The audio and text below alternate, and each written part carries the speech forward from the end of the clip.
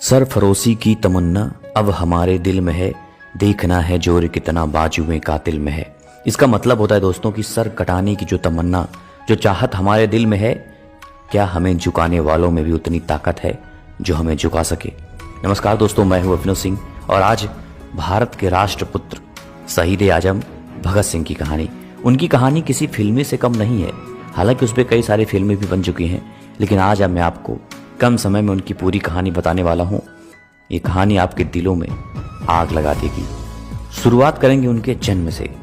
सरदार भगत सिंह का जन्म 27 सितंबर 1907 को बावली नामक गांव के लायलपुर जिले, जो कि अब पंजाब पाकिस्तान में स्थित है, वहां पर हुआ था। और उनकी माता का नाम विद्यावती और उनके पिता का नाम किशन सिंह था। उनका जन्म एक सिख परिवार में हुआ था। भगत सिंह का परिवार स्वतंत्रता संग्राम में सक्रिय रूप से जुड़ा हुआ था। उनके पिता किशन सिंह और चाचा अजीत सिंह गदर पार्टी के सदस्य थे। परिवार के माहौल का भगत सिंह पर बहुत बड़ा असर पड़ा। उनकी नसों में देशभक्त की भावना कूट कूट कर भर गई थी। उनकी बचपन की एक कहानी है, जब उनके पिता आम लगा रहे थे और उनसे पूछा कि ये क्या कर रहे हैं आप, तो उन्होंने कहा कि ये आम हम लगा रहे हैं और ये बड़ा होगा तो इसमें बहुत सारे आम का फल होगा।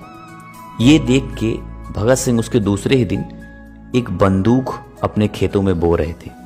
और जब वहां उनके पिताजी पहुंचे, उनसे पूछे तो क्या कर रहे हो, उन्होंने बोला कि जैसे आप आम बो रहे हैं उसमें आम लगेगा, उसी तरह से मैं बंदूक बो रहा हूं और इसमें बंदूक लगेगा, ताकि मैं अंग्रेजों को भारत से भगा सकूं। अगर बात करें उनकी शिक्षा की, तो डीएवी विद्यालय जो कि लाहौर में स्थित है, वहां पर पढ़ते थे। और 1916 मात्र 9 वर्ष की आयु में उनकी पहचान जाने माने राजनेता लाला लाजपत राय और रास बिहारी से हो चुकी थी।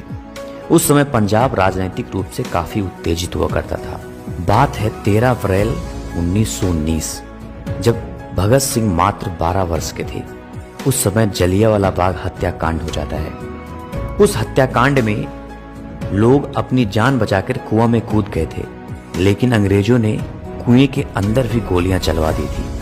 और हत्याकांड के दूसरे दिन भगत सिंह जलियांवाला बाग जाते हैं और वहां से कुछ मिट्टी, जो कि खून से भरी मिट्टी थी, उसको एक बोतल में निशानी के तौर पर रख लेते हैं। और इस हत्याकांड ने उनके अंग्रेजों को भारत से निकाल फेंकने के संकल्प को और पक्का कर दिया था। फिर समय बीतता है उसके 2 साल बाद, जब उनकी उम्र मात्र 14 वर्ष थी। 1921 में महात्मा गांधी ने ब्रिटिश शासन के खिलाफ असहयोग आंदोलन का आह्वान कर दिया। और ये देखते हुए भगत सिंह खुश